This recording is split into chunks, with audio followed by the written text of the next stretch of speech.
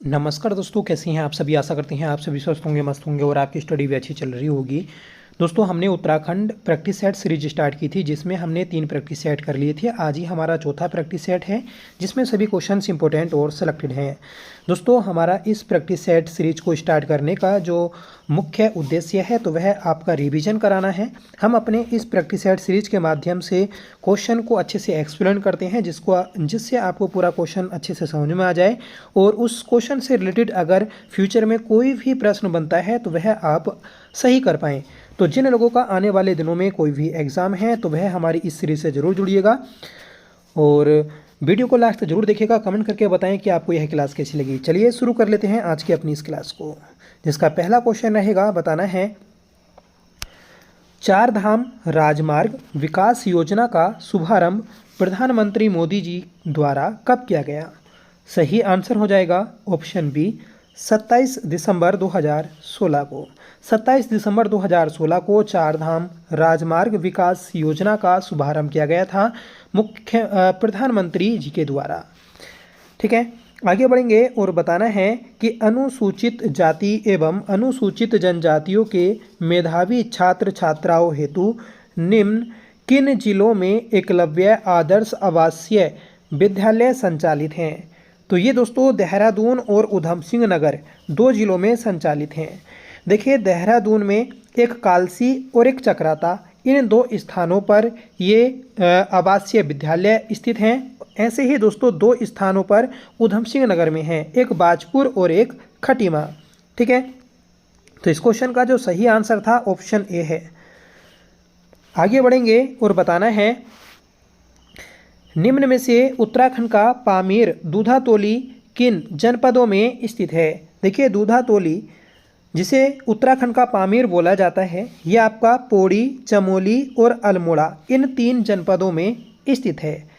ठीक है दोस्तों, ये जो आपका स्थान है उत्तराखंड का पामीर, तो इससे 5 नदियाँ भी निकलती हैं। एक है आपकी पश्चिमी नयार, दूसरी पूर्वी नयार, तीसरी है दोस्तों बूनो, चौथी है आटागाड़ और 5वीं है दोस्तों पश्चिमी रामगंगा। तो इन 5 नदियों का उत्तराखंड के पामीर दूधातोली से उद्गम होता है। और दोस्तों इस दूधातोली श्रेणी में ही आपका जो कोदियाबगढ़ स्थान है, तो यहाँ पर वीर चंद्र सिंह गढ़वाली की समाधि भी स्थित है। आगे बढ़ेंगे और बताना है निम्नलिखित में से क्या सत्य नहीं है। तो दोस्तों हमें 4 ऑप्शन दिए हैं, इनमें से बताना है कि कौन सा सही नहीं है। पहला है गोरा देवी को 1986 में वृक्ष मित्र पुरस्कार दिया गया था, सही बात है।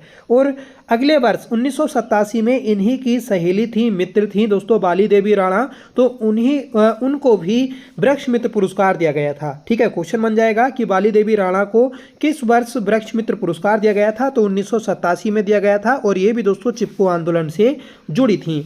सुश्री राधा बहन भट्ट का जन्म 1934 धुरका अल्मोड़ा में हुआ था, सही बात है। राधा बहन भट्ट ये दोस्तों खीराकोट आंदोलन से संबंधित हैं। इनके द्वारा 1978 में खीराकोट आंदोलन चलाया था, जो कि दोस्तों खड़िया खनन से संबंधित था। और इन्हें 2025 में आपका पद्मश्री पुरस्कार भी दिया गया है। तो क्वेश्चन बन जाएगा कि राधा बहन भट्ट को किस वर्ष पद्मश्री पुरस्कार से सम्मानित किया गया। तो 2025 में सम्मानित किया गया था। कुंती देवी वर्मा का जन्म 1906 में अल्मोड़ा में हुआ था, सही बात है। और दोस्तों कुंती देवी वर्मा को ही अंग्रेजों के द्वारा जिंदा या मुर्दा पकड़ने के आदेश दिए गए थे। तो इसमें तीनों ही हमारे सही हैं, इसलिए ऑप्शन डी करेक्ट हो जाएगा कि सभी कथन सत्य हैं। देखिए, गोरा देवी अपने आप में दोस्तों एक उत्तराखंड के इतिहास से संबंधित महिला हैं, जिन्होंने हमारे उत्तराखंड में पर्यावरण से संबंधित महत्वपूर्ण कार्य किए हैं। तो इनको हम अच्छे से पढ़ लेते हैं। देखिए, गोरा देवी इनका जन्म 1925 में चमोली के लाता गांव में हुआ था, जो कि तोलछा जनजातीय परिवार से संबंधित है। तो क्वेश्चन बनेगा कि गोरा देवी किस जनजातीय समुदाय से संबंधित हैं। ये दोस्तों तोलछा भोटिया समुदाय से संबंधित है, जिनका जन्म 1925 में लाता गांव में हुआ था। जब ये 12 वर्ष की थीं तो इनका विवाह दोस्तों रेणी गांव के मेहरबान सिंह के साथ कर दिया गया था। 19 वर्ष की उम्र में उन्होंने बेटे चंद्र सिंह को जन्म दिया था। तो क्वेश्चन बनेगा कि गोरा देवी के पुत्र का नाम क्या है। तो चंद्र सिंह इनके पुत्र का नाम है। 1972 में गोरा देवी महिला मंगल दल की अध्यक्ष बनी थी। ठीक है। और गौरा देवी चमोली के गौरा देवी ने चमोली के रेणी गांव में 26 मार्च 1974 को चिपको आंदोलन शुरू किया था। तो क्वेश्चन बनेगा कि चिपको आंदोलन किस वर्ष हुआ था, तो 1974 में हुआ था, जो कि अंगू के वृक्ष की कटाई को रोकने से संबंधित था। वृक्ष कटाव रोकने के लिए गौरा देवी ने एक नारा दिया था। नारा था दोस्तों, मारो गोली और काट लो हमारा मायका। ठीक है। यहाँ पर क्वेश्चन बनेगा कि मारो गोली और काट लो हमारा मायका, ये किसने नारा दिया था, तो ये गौरा देवी ने नारा दिया था। गौरा देवी को 1986 में वृक्ष मित्र पुरस्कार मिला था, जो हम ऊपर पढ़ चुके हैं। चिपको वुमेन के नाम से प्रसिद्ध हैं गौरा देवी। इन्हें ही दोस्तों दादी अम्मा, बूढ़ी अम्मा के नाम से भी जाना जाता है, जिनकी मृत्यु 4 जुलाई 1991 ईस्वी में हो गई थी। ठीक है। इन्हीं के नाम पर दोस्तों ऋषिकेश के तहसील चौक का नाम भी रखा गया है। और गौरा देवी को मरणोपरांत 2016 में उत्तराखंड गौरव रत्न सम्मान से भी सम्मानित किया गया। गौरा देवी को मरणोपरांत 2016 में उत्तराखंड गौरव रत्न से सम्मानित किया गया था। ठीक है। तो यहाँ पर तो बात की थी उत्तराखंड गौरव रत्न की, जो कि 2016 में मिला। 2025 में इन्हें दोस्तों उत्तराखंड गौरव सम्मान से सम्मानित किया गया है, जो कि उत्तराखंड का सबसे बड़ा सम्मान है, जिसकी शुरुआत 2021 से की गई थी और 2022 में पहली बार यह दिए गए थे। ठीक है। तो याद रखिएगा कि 2025 में 8 व्यक्तियों को सम्मानित किया गया था उत्तराखंड गौरव सम्मान से, जिसमें एक थी गौरा देवी। आगे बढ़ेंगे और बताना है कि उत्तराखंड राज्य में रेशम उद्योग के संदर्भ में निम्न में से कौन सा कथन सही है। तो उत्तराखंड राज्य में रेशम उद्योग का प्रारंभ 1958 से देहरादून में रेशम कीट फार्म से प्रारंभ हुआ था। सही बात है। तो उत्तराखंड राज्य में रेशम उद्योग की शुरुआत 1958 में की गई थी, देहरादून के प्रेमनगर से। ठीक है। राज्य में शहतूत रेशम कीटांड उत्पादन हेतु प्रेमनगर देहरादून में विभागीय कीटांड उत्पादन केंद्र का संचालन सफलतापूर्वक किया जा रहा है। सही बात है दोस्तों ये भी। अगला है कि देहरादून में 2007 से सिल्क पार्क का निर्माण कार्य शुरू हुआ था, तो ये भी दोस्तों सही है। तो इसमें तीनों ही हमारे सही हैं, इसलिए ऑप्शन डी करेक्ट आंसर बन जाएगा। ठीक है। देखिए चंद वंश का चौथा राजा था इंद्रचंद, और इंद्रचंद के द्वारा उत्तराखंड में या फिर कुमाऊं वाले क्षेत्र में सर्वप्रथम रेशम उद्योग लगाए गए थे। ठीक है। और रेशम उद्योग के लिए दोस्तों जो रेशम के कीड़े होते थे, तो उनको दोस्तों चीन से लाया जाता था, याद रखें। नेक्स्ट क्वेश्चन है, सूची 1 को सूची 2 से सुमेलित कीजिए। एक सूची में दोस्तों स्थान दिए हैं, दूसरी साइड उनकी स्थापना। पहला है विनोबा भावे ग्रामोद्योग, इसकी स्थापना 1954 में हुई थी। सही बात है। IRDE इसकी स्थापना दोस्तों 1960 में हुई थी। ठीक है। 1960। ऑर्डिनेंस फैक्ट्री 1943 में बनी थी। Century Paper and Pulp Board इसकी स्थापना 1984 में लालकुआ में हुई थी। तो सही कुट है दोस्तों 1, 4, 3, 2, 32, 14। 32, 14 ये दिया है दोस्तों आपका ऑप्शन सी में, तो ऑप्शन सी सही आंसर हो जाएगा। देखिए ये जो था आपका IRDE, इसकी जो फुल फॉर्म है instruments research and development establishment, जिसकी स्थापना 1960 में हुई थी और यह देहरादून में स्थित है। अगला प्रश्न है, असंगत युग्म का चयन करें। तो पहला है नगरीकरण की दृष्टि से राज्य का देश में स्थान है, तो दोस्तों 20वां स्थान है। लिंग अनुपात की दृष्टि से राज्य का देश में स्थान है, तो 13वां स्थान है।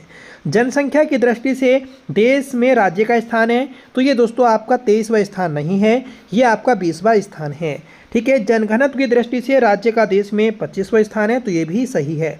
तो इसमें दोस्तों A, B और D सही है, जबकि C गलत है। ठीक है। अगर आपसे पूछा जाएगा जनसंख्या वृद्धि दर, तो उत्तराखंड की जनसंख्या वृद्धि दर जो है ये आपके 18वें स्थान पर है। ठीक है। आगे बढ़ेंगे कि जौनसारी जनजाति के प्रमुख व्यक्तियों के संबंधित प्रमुख शब्दावलियों के संदर्भ में सूची 1 को सूची 2 से सुमेलित कर सही कुट का चयन करें। तो सूची 1 सूची 2 को मिलाना है दोस्तों। सूची 1 में जौनसार की प्रथम महिला ग्रेजुएट, तो ये कौन थी, तो ये थी दोस्तों आपकी देविका चौहान, जो कि समाज सेविका भी थी। जौनसार क्षेत्र के प्रथम कवि कौन थे, तो जौनसार क्षेत्र के प्रथम कवि थे दोस्तों आपके पंडित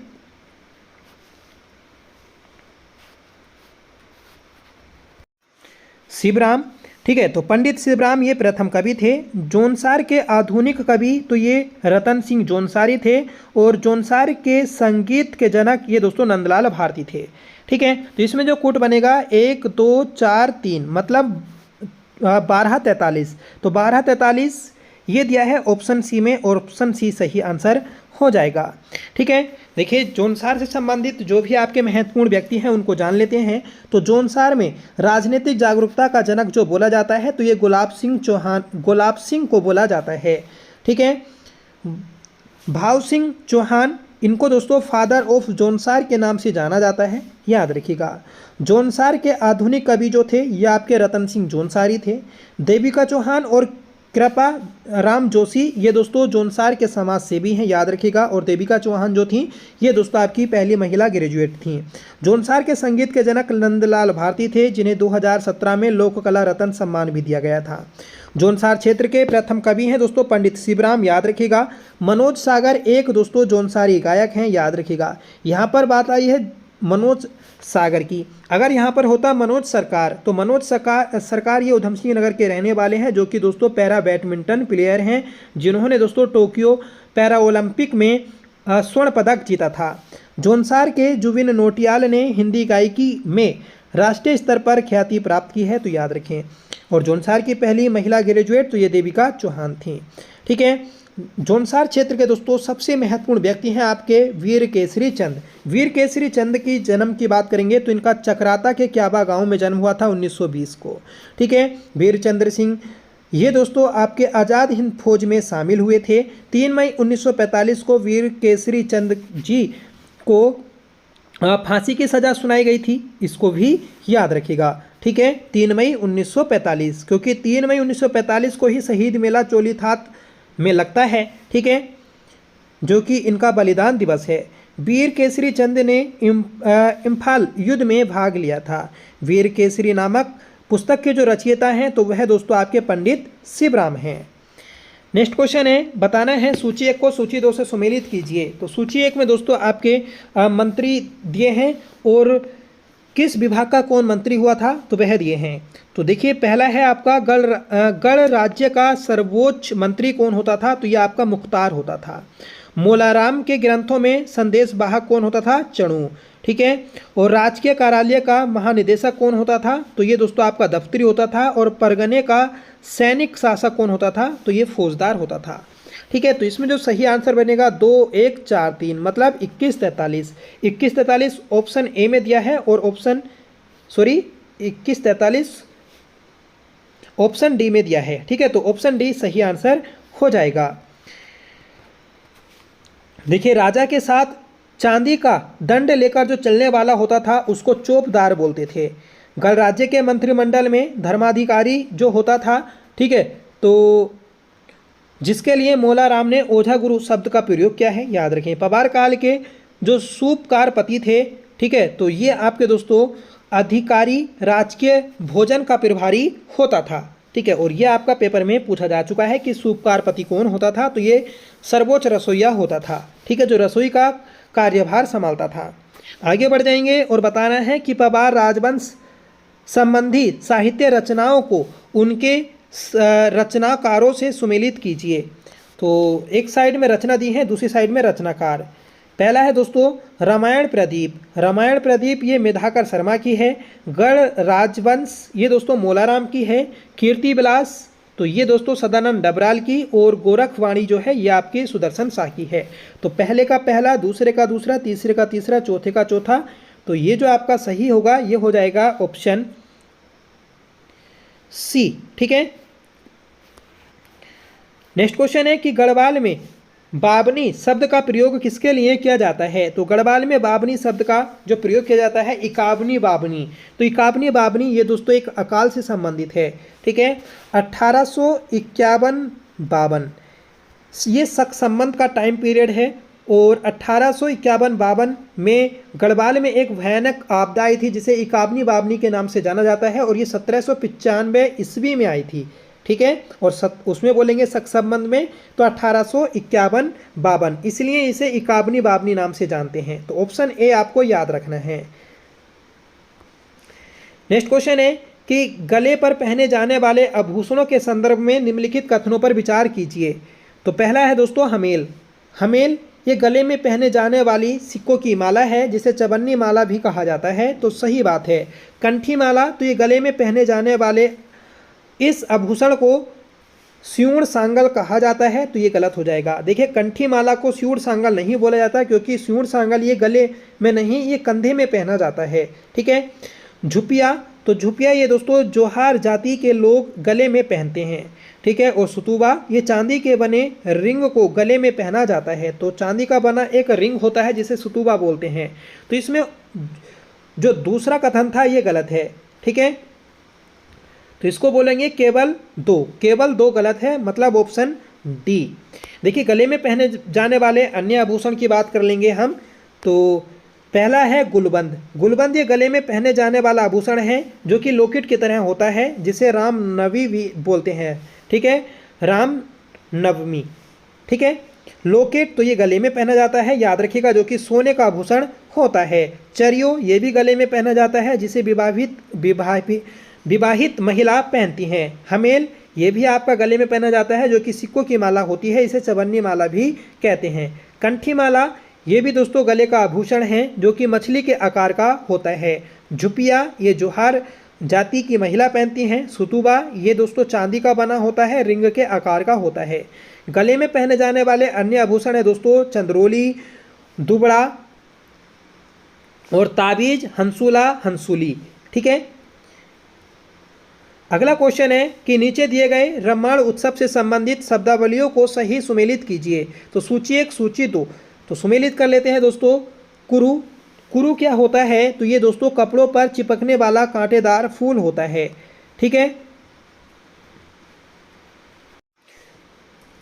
लबोटू, लबोटू क्या होता है? तो ये भूमियाल देवता का एक उत्सव होता है। पत्तर, तो ये मुखौटे और पात्रों के लिए प्रयुक्त शब्द होता है। ठीक है, जैसे धोपातर। ठीक है। और अगला है दोस्तों आपका वणिया बणियाट। तो ये दोस्तों बनिया और उनकी पत्नी होती है। तो इसमें पहला, दूसरा, तीसरा, चौथा, मतलब ऑप्शन सी करेक्ट आंसर हो जाएगा। देखिए रामायण उत्सव, इससे काफ़ी ज़्यादा प्रश्न बनते हैं, तो रामायण उत्सव को भी हम विस्तार पूर्वक पढ़ लेते हैं कि अगर भविष्य में रामायण उत्सव से कोई भी प्रश्न बने तो आप उसको गलत नहीं कर पाएँ। ठीक है। तो रामायण उत्सव चमोली में जोशीमठ ब्लॉक के सलूल डुंगरा, सेलंग आदि गाँव में मनाए जाने वाला वैशाख माह में एक उत्सव है। ठीक है। जो कि रामायण से जुड़े प्रसंगों के कारण इसको रामायण कहते हैं। रामायण उत्सव कभी 11 तो कभी 13 दिनों तक चलने वाला उत्सव है। ठीक है। जो कि सलूल डुंगरा ग्राम पंचायत इसे संयुक्त रूप से संचालित करती हैं। रामायण उत्सव में जो पात्र होता है आपका मुख्य पात्र, ठीक है, तो वह मुखौटे लगाकर नृत्य करता है, याद रखिएगा। रामायण उत्सव में मुखौटों के 2 प्रकार होते हैं, एक धोपातर और दूसरा दोस्तों खलियारी पातर। जो धोपातर होता है ये देवताओं का मुखौटा होता है, और खलियारी पातर ये दोस्तों मनोरंजन का मुखौटा होता है। रामायण उत्सव में ढोल दमाऊ वाद्य यंत्र का प्रयोग किया जाता है। सीधा क्वेश्चन बनेगा कि रामायण उत्सव में किस वाद्य यंत्र का प्रयोग किया जाता है? तो ढोल दमाऊ का। रामायण में पात्रों के बीच में कोई संवाद नहीं होता। ठीक है। ये पूरी रामायण में 18 मुकुटों और 18 तालें और 1 दर्जन जोड़ी ढोल दमाऊ तथा 8 भंकोरों द्वारा भाव की प्रधानता दी जाती है। तो दोस्तों इसमें भाव की प्रधानता दी जाती है, याद रखिएगा। और 18 मुकुटों के प्रयोग होते हैं इसमें। इस उत्सव में सामूहिक पूजा, देव यात्रा, लोकनाट्य, नृत्य गायन, मेला आदि आयोजित होता है। रामायण उत्सव में मालमल ये युद्ध का नृत्य होता है, जिसमें स्थानीय लोग गोरखों के बीच युद्ध का वर्णन करते हैं। रामायण उत्सव में कुरुजोगी एक हास्य नृत्य होता है, याद रखिएगा। बढ़िया बणियाट ये दोस्तों आपका तिब्बत व्यापारियों से संबंधित है।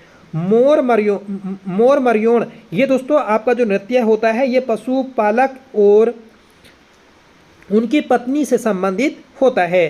रामायण उत्सव में नरसिंह एवं प्रहलाद के 2 पात्र प्रमुख हैं, याद रखिएगा। 2 अक्टूबर 2009 को रामायण उत्सव को यूनेस्को सूची में शामिल किया गया था, याद रखिएगा कि यूनेस्को में कब शामिल हुआ था रामायण? 2 अक्टूबर 2009 को। ठीक है। और इसको प्रसिद्ध या फिर यूनेस्को में शामिल कराने का जो श्रेय जाता है कुशल सिंह भंडारी को जाता है। 2016 में गणतंत्र दिवस पर जो झांकी उत्तराखंड की निकली तो वह दोस्तों आपके रामायण उत्सव थीम पर आधारित थी। चमोली का ही दोस्तों एक गांव है आपका किमोठा गांव, जो कि 2008 में संस्कृत गांव घोषित किया गया था। तो दोस्तों ये था हमारा रामायण उत्सव से संबंधित पूरा एक छोटा सा टॉपिक, ठीक है। अगर आपका भविष्य में कोई भी प्रश्न बनेगा रामायण उत्सव से तो आप उसको गलत नहीं पढ़ेंगे, अगर आपने गलत नहीं करेंगे, अगर आपने यह पूरा अच्छे से टॉपिक समझ लिया है तो, ठीक है। और ये थी आज की हमारी क्लास, जिसमें हमने दोस्तों आपके 15 से अधिक प्रश्नों को देखा, उनको विस्तार पूर्वक पढ़ा, ठीक है। कहने को 15 प्रश्न थे पर इसमें दोस्तों कम से कम आपके 100 से अधिक प्रश्न थे, ठीक है, क्योंकि हमने अच्छे से विस्तार पूर्वक पढ़े और मेन जो हमारा उद्देश्य है तो वह दोस्तों आपका रिवीजन ही कराना है, ठीक है। तो आप प्लीज़ कमेंट करके बताइएगा कि आपको यह क्लास कैसी लगी। आई होप क्लास आपको पसंद आई होगी। अगर आपको पसंद आई हो तो प्लीज़ इसे लाइक करिएगा, दोस्तों में शेयर करिएगा। और आपने अगर पिछली सभी क्लासेस नहीं देखी हैं तो उनको आप प्लेलिस्ट में जाकर देख सकते हैं। तो चलिए मिलते हैं नेक्स्ट वीडियो के साथ, तब तक के लिए bye. Thank you so much for watching. जय हिंद।